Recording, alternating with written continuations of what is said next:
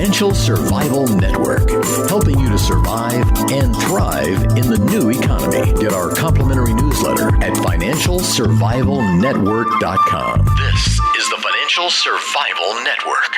Today's show is brought to you by PrepareWise. Rough weather's ahead, so it's time to prepare. Your leading source for emergency preparedness food. Go to preparewise.com and always use the code Lutz to get free shipping and a whole lot more.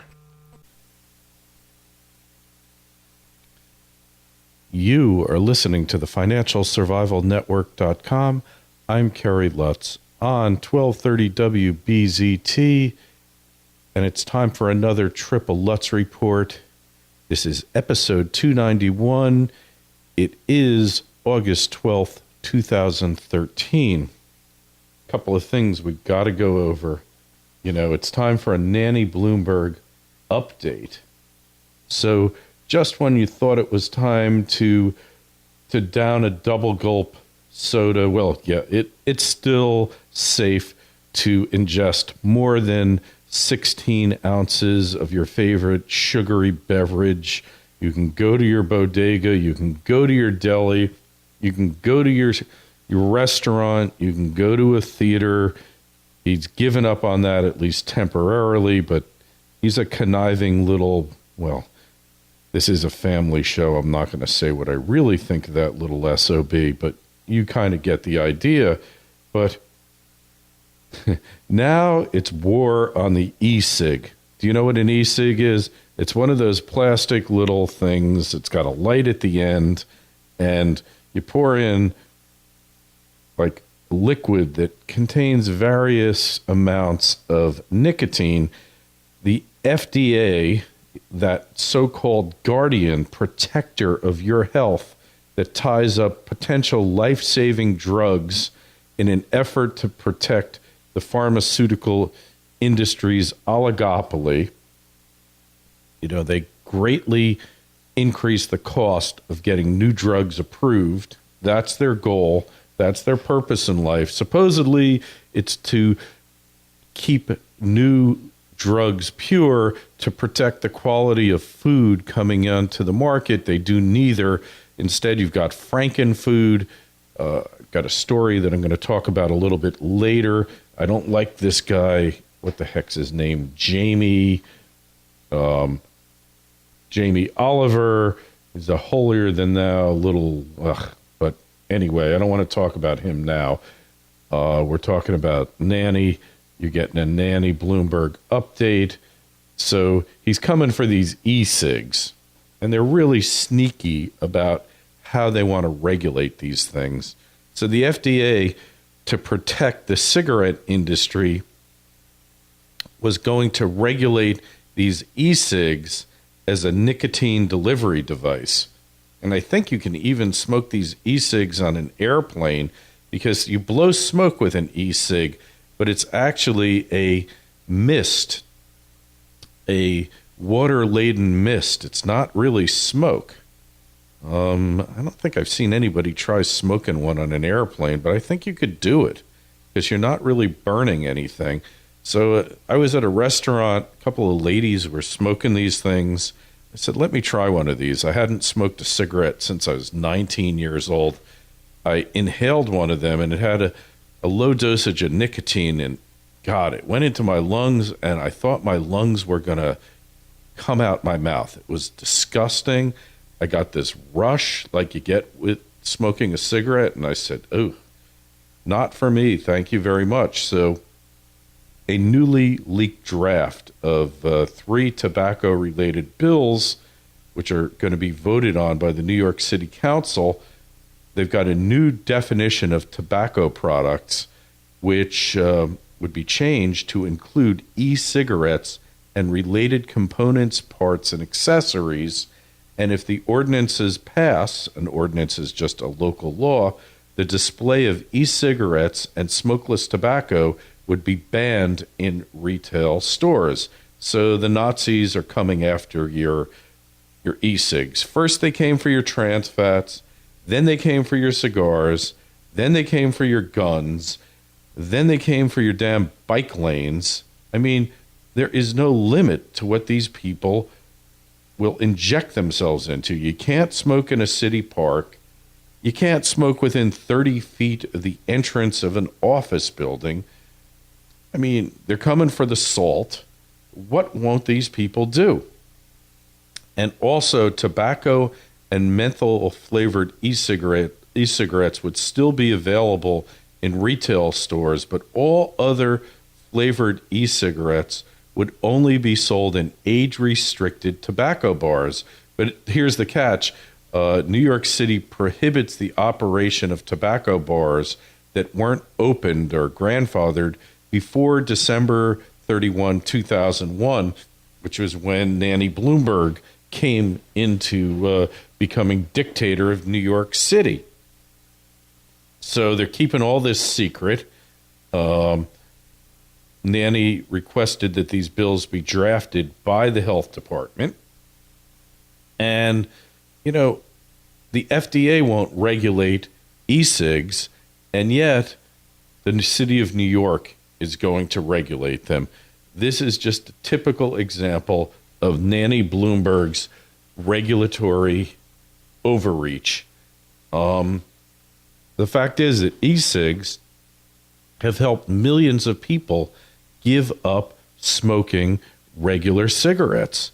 And e-cigs to other people in your area are not as noxious as regular cigarettes. That is a fact. Someone smoking an e-cig because it's not putting out regular smoke because it's not burning tobacco, you're a bystander. You're not getting any of that smoke in your face. So you would think that the nanny would like this.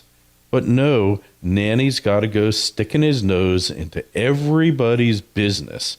Another thing this bill does is it raises the legal age for buying tobacco to 21.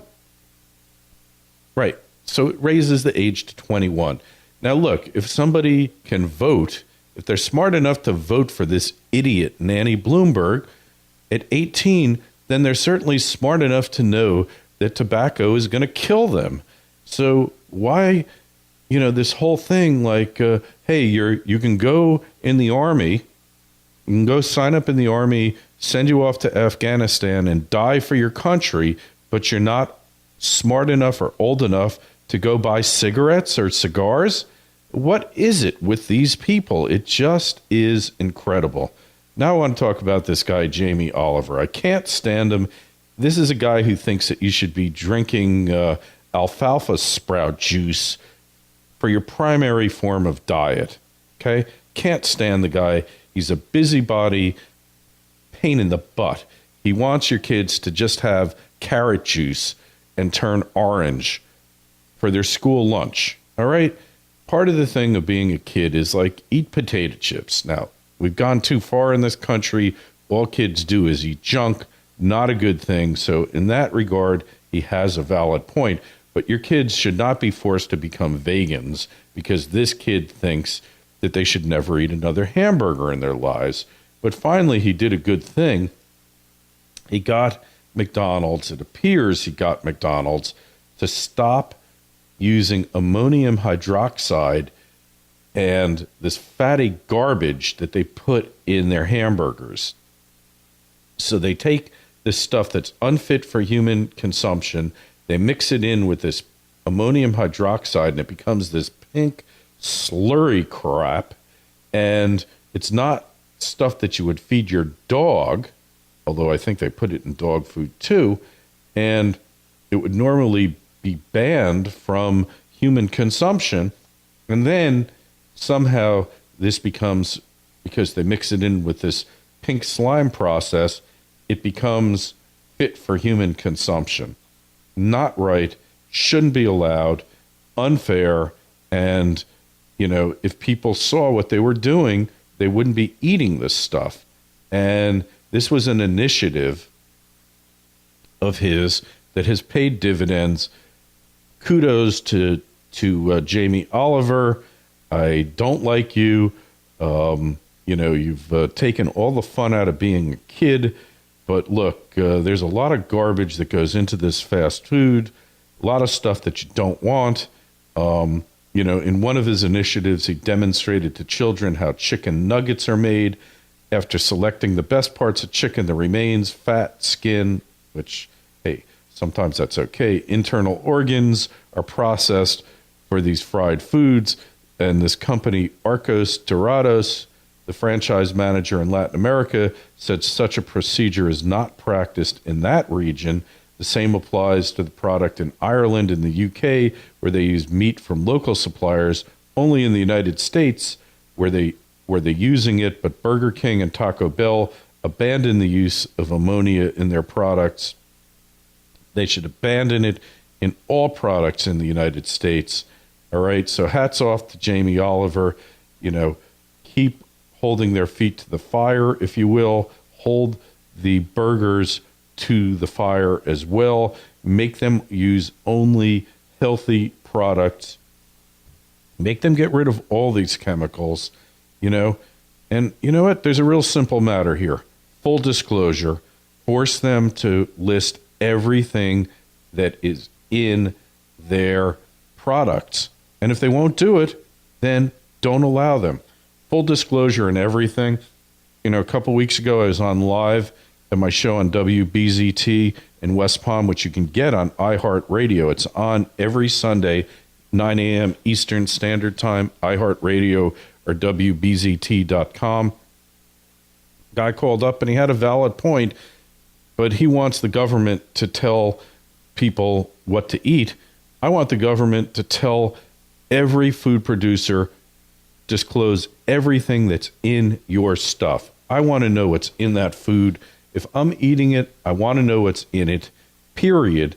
And I don't want to know the technical language of ammonium this and hydroxy that and, whatever the chemical language is. I want to know what it is, and I want to know if there's been tests done and explaining exactly what it did, okay? I want analysis, and if it hasn't been established that it's done anything, then tell me, okay? Simple matter. Hey, up next, I want to talk about a crazy lawsuit that came up in Washington State. You're going to love this. Kerry Lutz on the Financial Survival Network, 1230 WBZT. Hi, it's Kerry Lutz. I recently decided to move my retirement account into physical precious metals to hedge against the coming times. If you want to move an existing retirement account into physical precious metals that you can hold in your hand, tax-free, there's no company that can do it more quickly and efficiently than Regal Assets. It took them just 24 hours to open my new IRA account, and all I had to do was fill out one simple form. The best part is that Regal Assets does all the work for you. They cover the setup and administrative costs for 2013. If you're interested in making the same move I did, call 855-678-6620, 855-678-6620. That's 855-678-6620, or visit them at regalassets.com. You'll be glad you did, and tell them Kerry sent you. Kerry Lutz on the Financial Survival Network. This is Triple Lutz, episode 291, WBZT. So you're going to love this lawsuit. I'm a lawyer. I'm not always proud of it, but Washington State, basically you're talking like California. It's just a little north with bad weather. It's California with bad weather. So court rules that a drunken driver, passenger who hit a pole can sue the power company. So drunken driver and her passenger crashed into a power pole and went to Washington State's highest court, and they have the right to sue the power company, the Washington State Supreme Court ruled. The case came about after the drunken driver's passenger filed a lawsuit saying that the power pole was improperly placed. And in the summer of 2005, Nathan Lohman and Jennifer Wilbur were drinking at the County Corner Bar and Grill in Skagit County. And Wilbur left along a curvy two-lane road with a 25-mile-an-hour speed limit. You wouldn't think you could do much damage going 25 miles an hour, but I guess if you're drunk, who knows? And the state patrol said she was traveling at least 34 miles per hour when her car left the roadway. Mind you, it just left on its own. She didn't have anything to do with it, and it hit a power pole. And court docs show she had nearly twice the legal limit of alcohol in her system, so she was basically a drunk. She pleaded guilty to vehicular assault, which was a felony, but the power pole was 4.47 feet from the road edge. Don't know how it got there. Maybe they expanded the road at some point. The pole was just standing there, though, minding its own business, and a county engineer said placement standards for the road said it should have been a 10-foot clear zone. But again, the pole was probably legally placed there, and they probably expanded the road at some point. And Lohman, pretty low, all right, had permanent disfigurement of his right arm, according to court documents, and he brought a negligence claim against Wilbur and Puget Sound, I think that's how you say it, Energy and Skagit County and others, and the trial court rightly dismissed his claims on the basis that the negligent placement of the utility pole wasn't the legal cause of his injuries, or what we used to say in New York, proximate cause. And the dissenting argument was that Washington taxpayers should not be forced to pay massive judgments to criminal motorists who cause injuries to themselves or their passengers. And of course, the Supreme Court, led by progressives, I guarantee you, said, whatever the reasons for a car's departure from a roadway, as a matter of policy, we reject the notion that a negligently placed utility pole cannot be the legal basis of resulting injury, Justice Deborah Stevens wrote in the opinion. 6 other justices concurred. If a jury concludes that Lohman suffered injuries within the scope of the duty owed to Lohman, that his injury was not too remote, then there is no basis to foreclose liability as a matter of legal cause. So strike up a victory for drunken criminal motorists who shouldn't be on the road in the first place. You know, it's one thing if they weren't drunk and they have an accident, they hit the pole, but you're drunk out of your mind. You're blind drunk. You're double the legal limit. That means 0.16. And we could have a discussion about legal limits of drunkenness, because 0.08, different levels of drunkenness mean different things to different people. But come on, the thing's 5 feet off the highway and the car just left the road. In fact, I was blind drunk, had nothing to do with it. The car just took off. The pole just jumped in front of the car. I had no idea what happened here. You know, this is progressivism. This is collectivism. This is, you know, typical of what's wrong with the country. And it's infiltrated the legal system. The legal system's been at the vanguard of the decline of the United States of America. And when you see this kind of thing, it's just total waste. It's everything that's wrong with the country. And, you know, recently I've been involved in heavy litigation for the past 5 years. I don't want to get into it now. We had a major victory in the case a couple of weeks ago. When the case concludes, I will tell you all about it, but it's exactly the same type of issue that I'll get into with you and explain it to you. But these types of cases, you know, the whole legal system is just a collectivist endeavor. It's all about redistribution of wealth. It's all about lawyers lining their pockets and redistributing wealth from insurance companies, from corporations, and from the wealthy to the poor.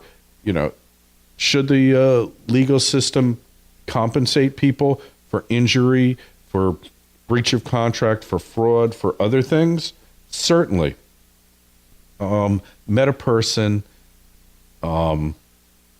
this weekend, I'm not going to name names, but basically what he was doing was he was manufacturing cigarettes outside the United States. Whether you like cigarettes or not, he had all the permits, everything was totally legal. He was manufacturing them in a country in South America. And a large tobacco company saw him as a threat. So what did they do? They go and they buy up his sole source of cigarettes outside the country. And he was basically taking orders, placing them with this tobacco factory outside the country in South America, and they would ship to his clients. And he had a hell of a business going. It was going to become a multi-billion-dollar corporation. And this major tobacco company gets wind of it. They buy up the factory outside the U.S. and South America for hundreds of millions of dollars, way, way more than it's worth. And then they start undercutting him with his customers in the United States. And before he knows it, he's out of business. He's filing for bankruptcy. He can't even believe what's happened to him in these here United States. And I wish I could say this is an unusual occurrence, that it never happens, but there's nobody here to protect you. And, you know, these types of things happen every day. Went through one set of lawyers, case was going nowhere. He managed to get a high-powered class action attorney who had won a number of suits against large corporations. And right now the case is in mediation. He's sitting pretty good. Don't think the case will go to trial, but this is a true story. This is what happens when you offend an oligopoly like the cigarette industry. There's no doubt in my mind that the large tobacco oligopoly sat down and they picked one of the companies to drive this guy out of business. You know, I guess it was last year, a bill was passed in Congress outlawing or heavily taxing roll your own cigarette machines. Before that, you could go into these tobacco shops, put some money in a machine, and it would roll you a pack of cigarettes that were just as good as Marlboro or Newport or whatever cigarettes you'd buy. But that turned out to be a threat to big tobacco, and they weren't having any of it. And you know what? They saw to it that Congress passed their bill. That got taxed to oblivion, probably more than a regular pack of cigarettes. That's the way things work in the kleptocracy known as the United States of America. And it's the same thing here as the court ruling that even if you're drunk, blind drunk, and you run off the road and you crash into a telephone pole that jumped in front of your car, if that telephone pole's a little too close to the road, then the power company and the county and the state could be liable to you because they didn't make sure that that telephone pole didn't jump in front of your car. And what if the telephone pole was 6 inches too close? What if it was 3 inches too close? Would the court have ruled the same? I have no doubt that they would have either way. And that's what happens when progressives, when redistributionists, when collectivists grab control of the system. You have these ungodly outcomes that are totally unfair, that are completely and manifestly criminal, and are much, much worse than the wrong that they're supposed to be addressing. That's the type of outcomes that you come to expect. And to think that you call it the justice system, forget about it. And they waste a lot of time and a ton of money. But the lawyers are happy. You know, the lawyers only care about one thing for the most part, and you know what that is, and I know what that is. It's all about getting their fees. You know, it's all about the fees. I mean, I knew this one wealthy matrimonial lawyer. Never forget, he went into court one day. They're arguing a motion, and they argue the motion, and motion's done, and the judge says, "Is there anything else?" And this guy Jerry says, he bangs his fist on the table, and he says, "I want fees." And I swear to God, it happened. And the the judge awarded him, a hefty amount of fees. And this is why you never want to get involved in a lawsuit if you can possibly avoid it. My grandfather used to say it takes one lawyer to get you into a jam, and it takes 10 to get you out. And judging from the last lawsuit that I got involved in, my grandfather was certainly right. This is Kerry Lutz on the Financial Survival Network. Up next, we'll be talking about a couple of other issues that I think you'll find amusing and entertaining. 1230 WBZT. I want to welcome our new sponsor, Audible. I've been listening to audiobooks from them for over 5 years now. I am a huge Audible fan. In fact, I've bought multiple platinum memberships. Platinum membership, you buy 25 audiobooks at a time. I just got done listening to the first 3 or 4 books of the Jack Reacher series, the one you probably saw, or maybe you didn't, in the theater, Tom Cruise movie. I mean, just a wonderful book, wonderful series, expertly narrated, and so many times I'm in the car, I get sick of listening to music or news or the radio. I just put my iPod on, plays the book, and makes that trip go by so quickly. To me, this is one of the great things of the information revolution of the internet, is that you can get over 100,000 books on your iPad or iPod or iPhone instantly. Another thing that they have is courses on Audible, the Modern Scholar series. And I've listened to lectures about World War I, Shakespeare, nanotechnology, detective novels. It's so enlightening. To me, Audible is a must-have killer app for the iPhone, the iPad, for my computer, wherever I am. I'm always downloading these books. Like I say, they're a sponsor, so check them out. They've got a free audiobook and a 30-day free trial membership. Just sign up at www.audiblepodcast.com/Lutz, Lutz. Again, audiblepodcast.com/Lutz. Sign up today. Like I say, this to me is a dream sponsor. These are exactly the types of things that I like to pass on to you because I'm such a fanatical, over-the-top Audible user. 5-6 years I've been listening, hundreds of books. I used to think I was a well-read person, and it's a little strange when somebody asks you, did you read that book? And you have to say, somebody actually read it to me, but they actually did a better job than I could have, so I don't mind it. But my friend Sean Perger up in Vancouver, he listens to almost as many as I do, and he can't get enough. I know you're going to love this company, love their service. I do. So check them out. audiblepodcast.com/Lutz. And we are back. I'm Kerry Lutz on the Financial Survival Network.com.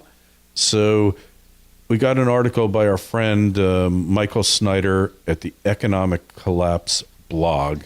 You know, he's one of our favorite. He's obviously making it up in the world today because he's on ZeroHedge.com, which is also one of our favorites.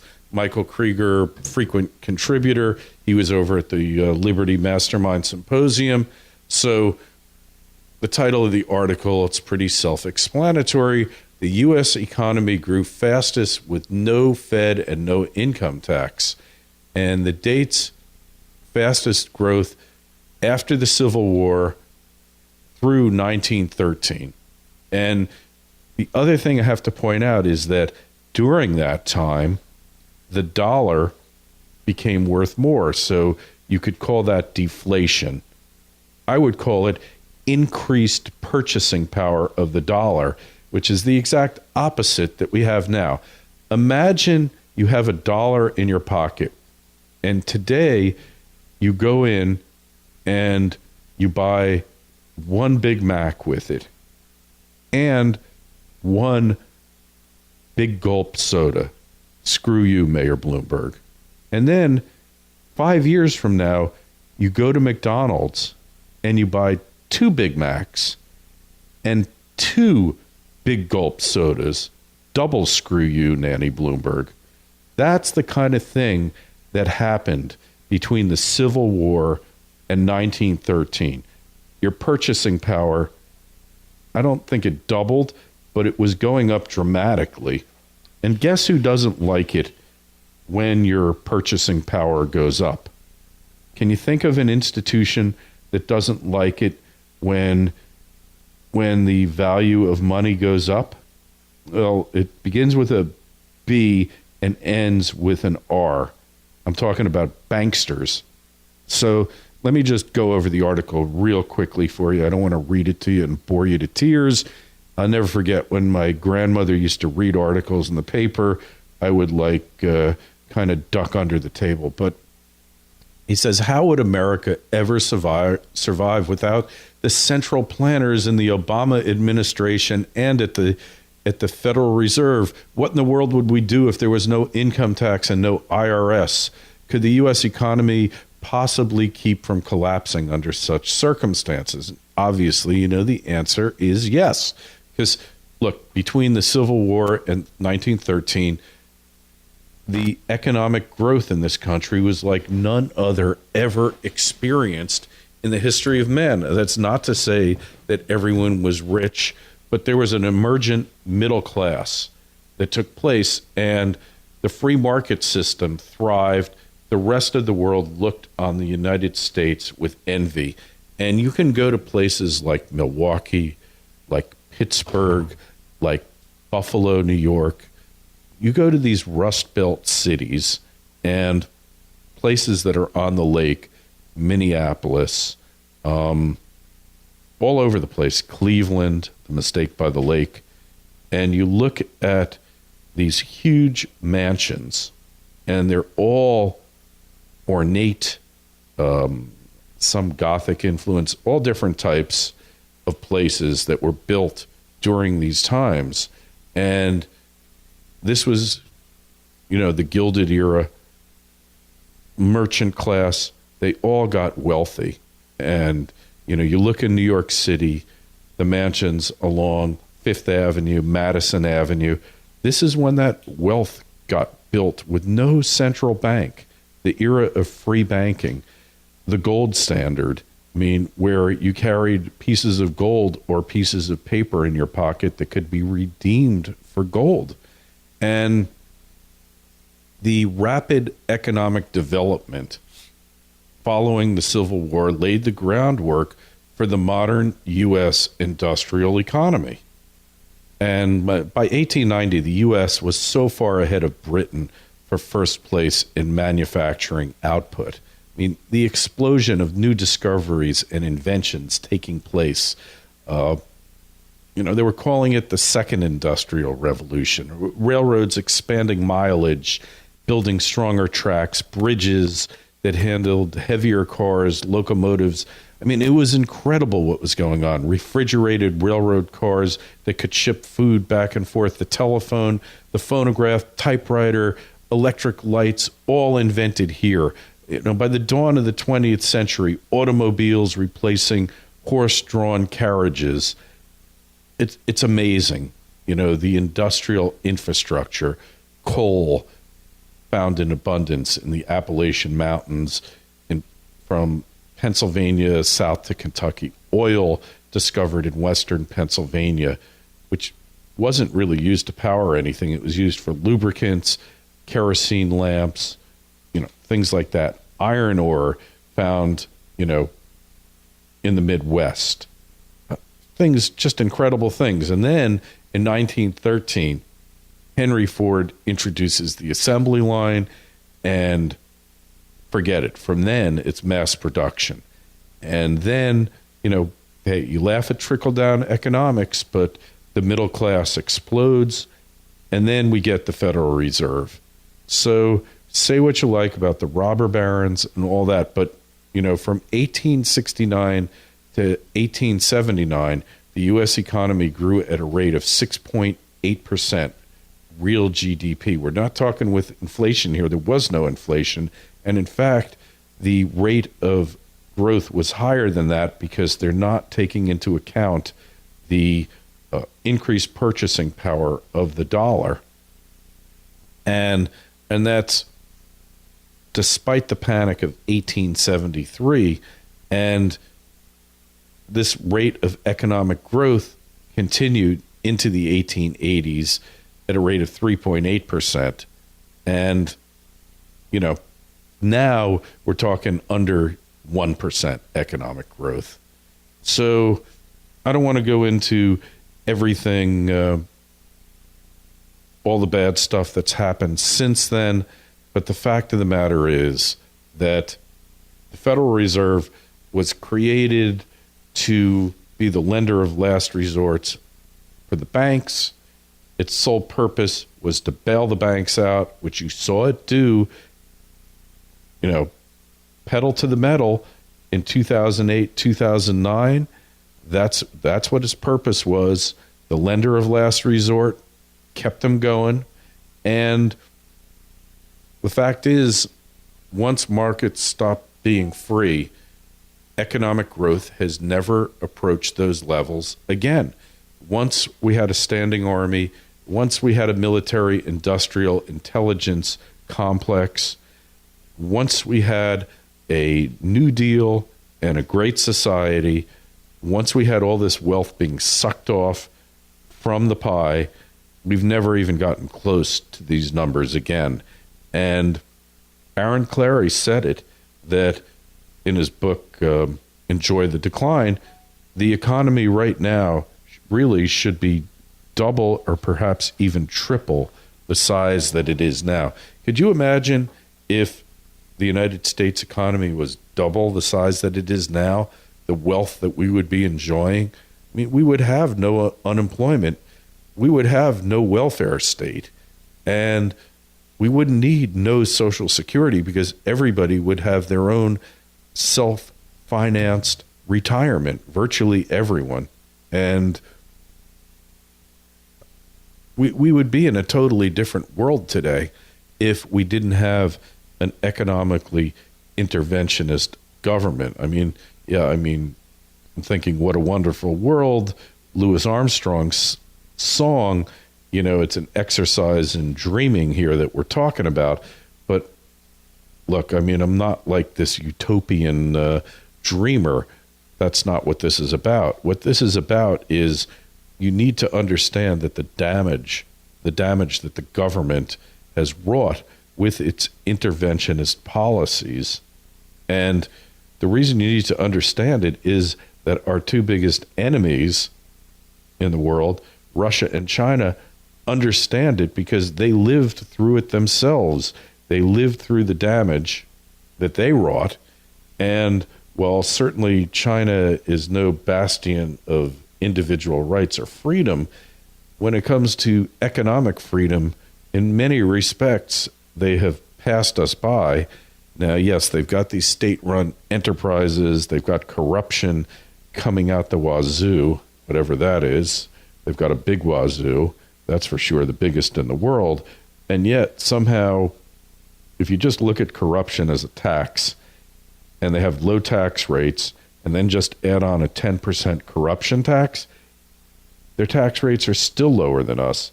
Russia's not a good example, really, because it's just a totalitarian state. It's just evolved.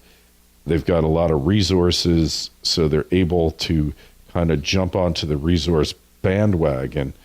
But somehow that country keeps going on. They managed to jumpstart the population increase, and that's helped them grow a bit. But point is, it's no longer the Iron Curtain. A lot of those countries that were part of the Iron Curtain have taken off, are enjoying seriously good rates of economic growth because they don't have the heavy hand of government holding them back anymore. And the heavy hand of government in the United States is getting heavier and heavier and heavier. And it's going to be an Atlas Shrugged going Galt moment where eventually this thing's going to stop. The only thing that's keeping us afloat is that the rest of the world is in so much worse shape than we are, particularly Europe but Asia as well. It's just what Armstrong said, and I agree with him on that. Really, it just keeps going along. The fact is, when you need to park $10 billion overnight, you're not going to do it in Europe. You're sure not going to do it in Asia. And there's not many places where you can do it but the United States. Just some food for thought. Nanny Bloomberg, keep your hands off our E-Cigs. Don't screw with the E-Cigs like you tried with the double gulp. I don't think you have the jurisdiction to do it. I don't think you have the right to do it. You're going to have another lawsuit.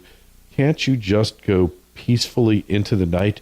You only got another 4 months left in your term. Just leave it alone. Just go. We're tired of you. If familiarity breeds contempt, boy, then I don't know what it is we're feeling towards you. But just go. Leave us the hell alone. Be done with you. Enough. Enough already. This is Kerry Lutz. Been another Triple Lutz report. Signing off.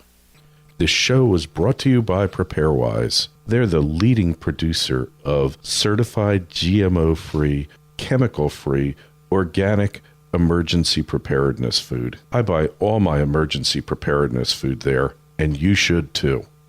I like the 183-serving Mega Sample Pack. It's an amazing value. It's $280. That's less than $2 per meal. Go to preparewise.com. That's preparewise.com and use the code LUTZ, L-U-T-Z, to get free shipping and much more. The Financial Survival Network, helping you to survive and thrive in the new economy. Get our complimentary newsletter at financialsurvivalnetwork.com. This is the Financial Survival Network.